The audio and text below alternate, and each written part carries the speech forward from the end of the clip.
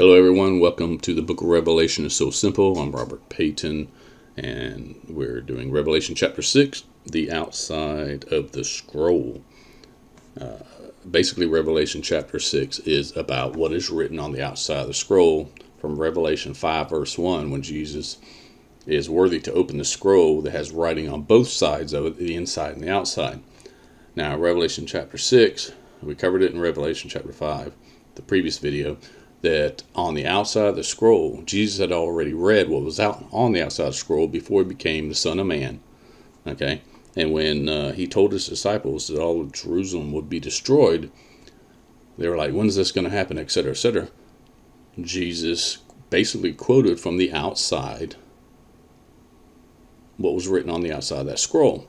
And we find out about from Revelation 6, because Revelation 6 is about what's under each one of those seals. And Revelation chapter 6 runs parallel with Matthew 24, Mark 13, and Luke 21, where they were telling us what is going, they were recording what Jesus was saying afterwards, when he told them Jerusalem would be destroyed. And so it runs parallel. Everything in chapter 6 you can find in Matthew 24, Mark 13, and Luke 21. And it's the events of in their time, the upcoming destruction of Jerusalem that occurred in our past between 66 and 70 AD. So, Revelation chapter 6, verse 1. Next I watched as the Lamb broke the first of the 7 seals, and I heard one of the 4 living beings say in a thundering voice, "Go." Verse 2. I looked. He looked. Boom! Right there on the screen. He's looking, he sees a vision. Okay. It's like us watching a movie. Just think of John. He's right there in heaven with God the Father, the 24 elders, and all the angels, the 4 different type of angels called the 4 living beings. And all of a sudden he's given visions. It could be like like we're watching a movie or TV or a 3D image or 7D, who knows. But he sees a vision. Verse 2, I looked, and there in front of me was a white horse. Its rider had a bow and was given a crown, and he rode off as a conqueror to conquer. What is he going to conquer? Well, he's going to conquer Jerusalem. He is the 7th king from Daniel chapter 11. He is the 7th horn of the red dragon. He's the little horn that comes out of the other horns. He is the Antichrist. In the New Testament, one of the disciples say, I tell you the truth, the Antichrist is here already. That was 2,000 years ago. This is the same guy. The Antichrist is not in our future. He came, he did his job, he destroyed Jerusalem, he was given a crown. We're going to get to that in a second. In that verse, he's given a crown. He was given the authority to destroy Jerusalem. Why? They turned their back on Christ. They turned their back on God's Son. And when you do that, God sent His Son to save the world. And after they witnessed all the events, they still turned their back on God. Well, this was like the final straw. And it was the final straw. How many times did God in the Old Testament allow enemies to come and destroy Jerusalem when they were doing something they weren't supposed to? And they lived under 3,500 years of being under rule of somebody else, because they just couldn't get it right, because they thought they could live, under the commandments, but they're man can't do that. Man needs a savior. Man needed Christ. And so I won't get on a tangent, but anyway, this rider was had a bow, and he was given a crown, and he rode off as a conqueror to conquer. He was going after Jerusalem eventually. Verse 3.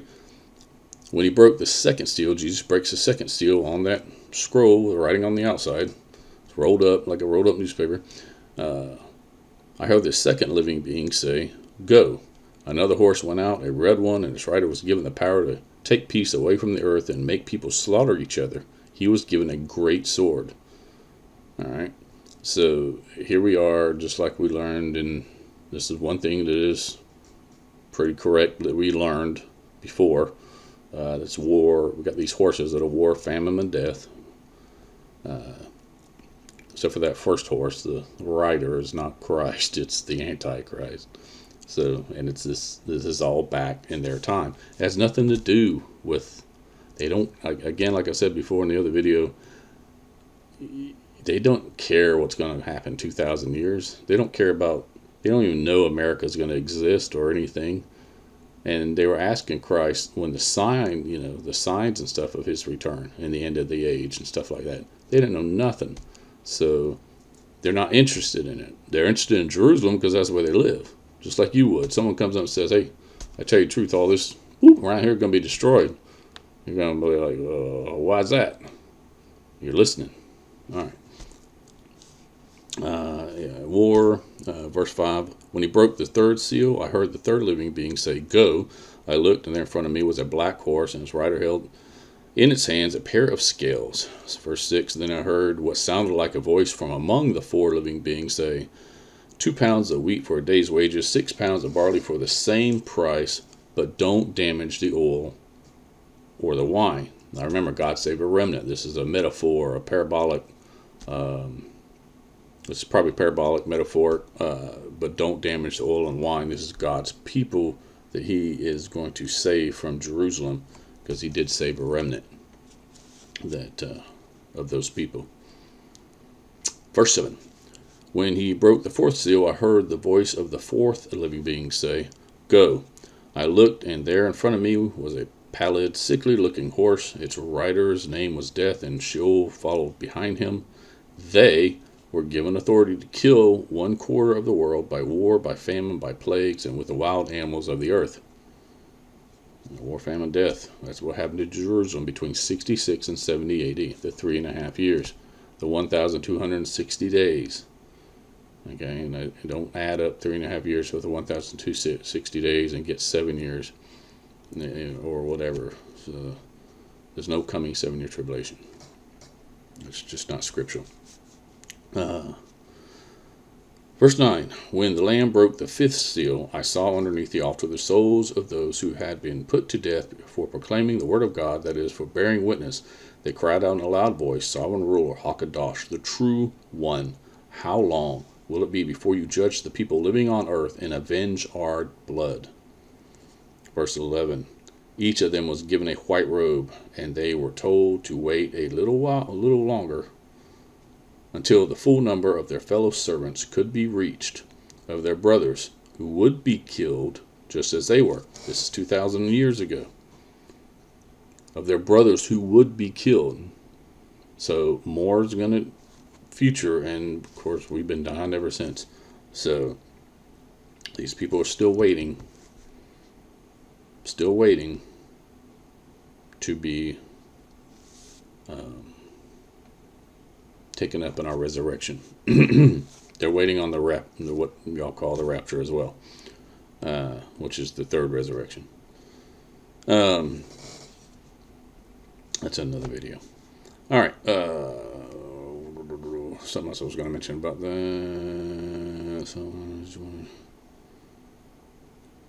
Yeah. Basically, there's just, again, it's 2,000 years ago. John didn't get to go future traveling and see what's in the future. He was given visions regarding the future, but he was in his time with God the Father, with Jesus. They're all, and the 24 elders, they're all right there in heaven. And when he looked in that verse 2, Revelation 6 verse 2, that's when he saw his first vision. So now this is what verse 12. Verse 12 is what really got me started on all this, because I was reading Mark 13, and then what got to the part was, as the sun grew dark and the moon turned to blood, for some reason I just whacked. I was like, I read it so many times, I was boom, and it fell, and I looked down, and it said, then it watched as he broke the sixth seal, and there was a great earthquake. The sun turned black as sackcloth, and warned in the morning, and the full moon became blood red. Well, then I found it in Matthew 24, and then Luke 21. That's why I'm saying Matthew 24, Mark 13, Luke 21, and Revelation 6 are all the same. It's the outside of the scroll.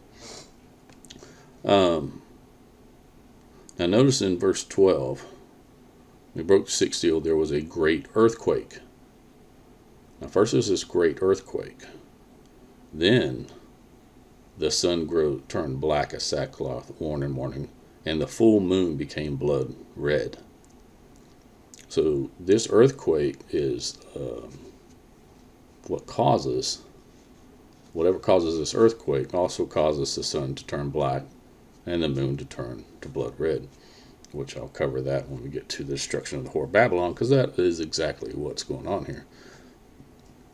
Now in verse 13, the stars fell from heaven to earth, just as the fig tree drops its figs when shaken by a strong wind. Possibly two things with the stars.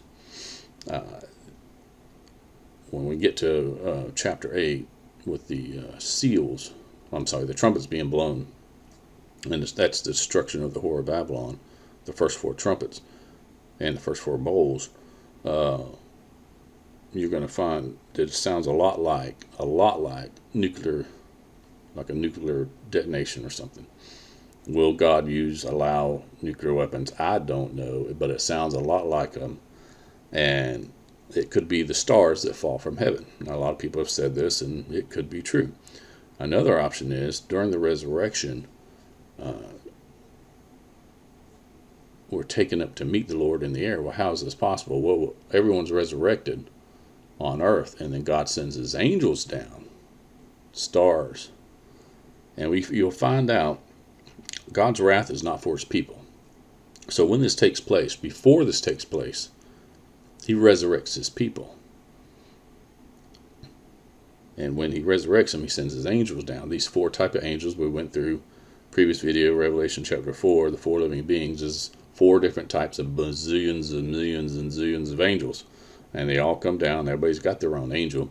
They all come down and take up those who accepted Christ. And they take them up to heaven, where we meet the Lord in the air. So the stars could be either one. It could be the nukes coming, if they're nukes, or it could be represent the angels, because both fall right in that category before, because it says the stars fell, which is a past tense to the verse before it, which is the great earthquake. You got to look at the tiny little details. And once you do that, you can say, oh, okay, yeah, it fell. It could be, just like I think in the last chapter, one of the last chapters, John says, and I saw the holy city come down. He just mentions, and I saw it come down. He didn't say when.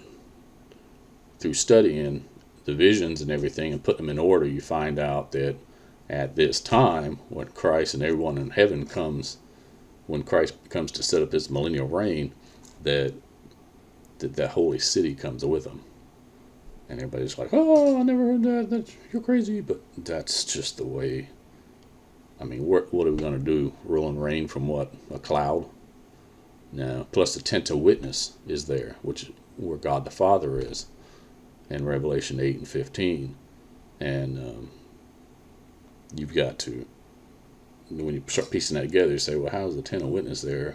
What is the tent of witness? We're not taken up to heaven. We're taken up to the clouds. Well, you find out that the holy city comes, and we meet him at the holy city in the clouds, in the air. So, again, that's in another video. Full moon, shimmer, strong wind. The sky receded like a scroll being rolled up. Everybody thinks, yes, that's nuclear detonations. And every mountain and island was moved from its place. Mountain and island. Mountain could represents a great nation, an island a smaller nation. So it could be that, or it could be literal, because this is some serious destruction going on. Then the earth's kings, verse 15. Revelation 6, verse 15. Then the earth's kings, the rulers, the generals, the rich and the mighty, and indeed every one slave and free, hid himself in caves and among the rocks and the mountains, and said to the mountains and rocks, fall on us and hide us from the face of the one sitting on the throne, and from the fury of the Lamb. For the great day of their fury has come, and who can stand? Verse 17, for the great day of their fury has come. This is the day of the Lord. And I'll tell you now, the day of the Lord is when he comes back to gather his people for his millennial reign and destroy the whore of Babylon and lock Satan up. Revelation 20. These are all visions, and you've got to piece them together, and you find the pieces in different chapters. God's not going to have Satan run around messing up his millennial reign or even tempting people. He releases them afterwards, Revelation 20, after the millennial reign. And then you can, sucker people to follow him and go burn for eternity. But 17, for the great day of their fury has come. Now, before that, from the face of the one sitting on the throne. Well, who's that? That's God the Father. Okay? And from the fury of the Lamb. How did all these people, who obviously are left behind, sitting on the earth, didn't get taken up, how do they know who the Father is if they're not, they're sinners or whatever? How do they know that this is the day of the Lord? How do they know? And that's a simple mystery that's 3 verses in our Bible that I kept aside because I wasn't sure what they meant. And then when it hit me, I was like, oh my gosh. And this verse backs up those 3 verses. Those 3 verses are plain as day of what they say. Just every pastor skims over them and just reads it and doesn't go into any teaching about them. But they all say the same thing, that everyone will be raised at the third resurrection, at the next resurrection we call the rapture.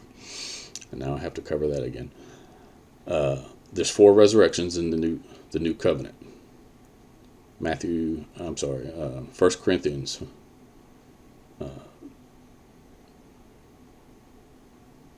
15 verses 23 and 24. Am I right? Now I got to go look for it. Let me read it directly to you. Thessalonians. Anybody know what Corinthians is? Let me first start 20. 1 Corinthians 15, verses 20. This is talking about the good news, our resurrection. God takes us up. John goes into some of this, and then verse 20 says, but the fact is that the Messiah has been raised from the dead, the first fruits of those who have died. He's the first. Okay. Verse 21. For since death came through a man, also the resurrection of the dead has come through a man. This verse is telling you a lot. It's basically saying, since death came through a man, before man sinned, there was no death on earth. This is why the earth could be millions and millions of years old. We could have been nations under God on this earth for millions of years old up until sin entered the garden. Nobody died. Death was not even a vocabulary word at this time. Death wasn't even a thought. Death wasn't a thing. It was unfathomable. Okay, without fathom. Okay, there was no such thing as death. Death just didn't exist. For since death came through a man, also the resurrection of the dead has come through a man. So we're going to go back to a similar no death. Death would be done away with. And that's just a little bit later in these verses. Verse 22. For just as in connection with Adam all die, so in connection with the Messiah all will be made alive. In connection with the Messiah, all will be made alive. Now, it kind of says it right there, all. Good guys and bad guys. You're like, what? They have to be. Jesus paid the price for death for everybody. Yeah, sounds a little confusing so far. It's not. But each in his own order. The Messiah is the first fruits. He's number 1. Lost my place. The Messiah is the first fruits. semicolon. Then those who belong to the Messiah. That's number 2. These are found in Matthew chapter 27, verses 50 through 53. After Jesus rose, many holy people, not all of them, not bad guys, but many holy people were raised up, and everybody saw them, and they went into the city, Jerusalem. Yeah, even that guard saw them. The guard just didn't see Jesus hanging across like a million other guys he had seen, dying up there on a tree somewhere. He saw things. He saw the darkness. He saw everything. He saw people resurrected. People, his buddy probably come up to him and say, "Hey, what's up?" He's like, "What? I thought you were dead." "I was dead, man. I just got resurrected by Jesus." It's like, what? That they were the second resurrected. Okay, they went to the city. Everybody saw them. At the time of his coming. This is where Jesus, at the time of his coming, where he comes to set up his millennial reign, to destroy the whore of Babylon. He resurrects his people first, destroys the whore of Babylon, begins preparations and setting up his millennial kingdom, locks Satan up, etc., etc. Okay, and that's at the time of his coming. This is the third resurrection. Okay, it's right here in your Bibles. The problem is, I've only seen 2 Bibles with this verse in here, correctly put together. In other Bibles, it blends it together to make it sound like maybe 1 or 2 resurrections or something. But then verse 24, then the culmination. This is number 4. This is the 4th resurrection. When he hands over the kingdom to God the Father, after having put an end to every rulership, yes, to every authority and power, for he has to rule until he puts all his enemies under his feet. The last enemy to be done away with will be death. So there will be no more death coming. No such thing as death again. For he put everything in subjection under his feet. But when he says everything has been subjected, obviously the word does not include God, who he himself is the one subjecting, etc., etc. Okay. Yeah. The 4th resurrection is also at the 7th shofar. The last shofar. The last trumpet. Okay. A shofar is a trumpet. So yes, everyone's right. Quit arguing. Okay, it's at the time of his coming, before the millennial reign, not before the 70 tribulation, which does not exist. It's not even quoted like that in Revelation chapter 20. It's quoted before the millennial reign, if you read your Bible, and there's a resurrection after the millennial reign, and that's at the 7th shofar. So, 4 resurrections. Let's go back before I go too much into detail on that again and keep going on and running my mouth. So y'all want to throw rocks at me. Kings, rulers. Again, how do these people at the 3rd resurrection, how do these people, these kings, the rulers, the generals, verse 15 of Revelation 6, then the earth's kings, the rulers, the generals, the rich, the mighty, indeed everyone slave and free, hid themselves in caves and among the rocks and the mountains, and said to the mountains and rocks, fall on us and hide us from the face of the one sitting on the throne and from the fury of the Lamb. How do they know it's God? How do they know what's going on? This isn't the movies. This isn't Hollywood. Hollywood likes to just do the wrong thing all the time. This is what's going to happen. They're going to know. Why and how do they know? Remember I said all will be resurrected. There's 3 verses that back up that everyone that's ever existed will be resurrected on the 3rd resurrection. And I'll hit that. It's probably in the other video. About the rapture. I have to review that one. I did that one so long ago. There's 3 verses that back up that everyone on earth that's ever lived will be resurrected at the 3rd resurrected. They've been in hell or they've been in heaven. And they come back and they all know. They'll all know what's going on. And the angels will come down and pick up God's people, take them up to rule and reign with Christ for his millennial reign, and to rule over those left on the earth. And when those people are brought up from the graves, and they know they're not going to be up there with God, they're going to be scared and they're going to hide. Because one, they don't know the word. They'll know what's going on then, but they just never bothered to study. And they'll be left behind, and it'll be a sad time for them.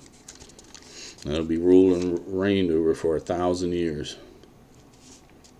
If you Isaiah 60 through 66, if you want to know what's going on during the millennial reign of Christ, read that.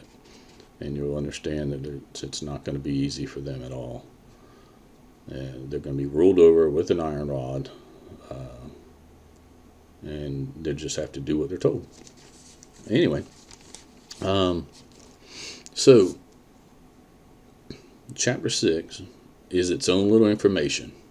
It's not, you can't read the book of Revelation in order and expect any of this to make sense. It's visions. It's John hanging out with Jesus, God the Father, and everyone else in heaven, and he's being given visions that you have to assemble in order on a timeline. And it starts out a little rough, but it's best to start off with what's happening. I started off with the sun growing dark and the moon turns to blood, and back and forth of verses. And I started building the building blocks. And where did this go? Well, it goes in between those two verses. And this one goes in between these two verses. Each verse, everything about prophecy. And it's a lot of work, but when you get done, you'll see a nice, beautiful flow of the events that's going to take place, both that has taken place in our past and what is going to take place in our future. And a lot of the book of Revelation is about the past, what's already happened. It was happened with the destruction of Jerusalem. It happened in John's future. It was all in their future, but a lot of it's in our past. And we'll get to that when we hit chapter 7, because chapter 7 is all about our resurrection, the third resurrection. It's got a few mistranslated words. We'll go through that. You notice we didn't we're at the sixth seal. We didn't open the seventh seal. Why not? Well, because go to Revelation chapter 8, verse 1. Revelation chapter 8, verse 1. When the Lamb broke the seventh seal, there's the seventh seal. Why did God skip? Why didn't God put the seventh? Oh, John, why didn't it get put in chapter 7? Because God's shown us that chapter 7, which is all of it, due to mistranslations, people, it's got some people have to make up whatever that mistranslated word throws them off for, but is about the third resurrection, the events surrounding the third resurrection. And then God shows us in chapter 8 that about the opening of the seventh seal. He's telling us that the resurrection takes place before his wrath, because in 8 verse 1, after Christ opens that seventh seal, let's read it. Revelation 8 verse 1. When the Lamb broke the seventh seal, there was silence in heaven for what seemed like half an hour. In verse 2, then he sees the seven angels that stand before God, and they're given their throne and all. Their shofars. So, but Christ opens that seventh seal, and there's silence. Why is there silence in heaven for what seemed like a half an hour? It's because everybody in heaven has been waiting since God wrote that scroll to know what's inside. They knew what was on the outside. Everyone could see it, except for what was under the seven seals, but they did not know what was on the inside. They wanted to know what was written on the inside. They wanted to know what was coming. What's the future going to be like? What's going to happen? How is all this going to end? How is mankind 7,000 sin separation from God the Father, from our provider, from the person who created us and took care of us and loved us, and then we turned our back and betrayed him and let the stupid enemy in? How's it all going to end? Okay? That's what they're wanting to hear, so they're quiet. They're waiting. They're letting Jesus read. And it took Jesus about a half an hour to read that scroll. And then he gave John visions. regarding, in the next verse. Then he sees these angels. Then I saw. You see John say, then I saw this, then I saw that, then I saw this, then I saw. He's looking at these different visions, and he's writing them down, or memorizing them. He writes them down later. I don't know. So this is what he's doing. Visions getting written down, and they're by topics. And some of them, they jump from this topic here and boom, and then you gotta, like I said, you gotta assemble it.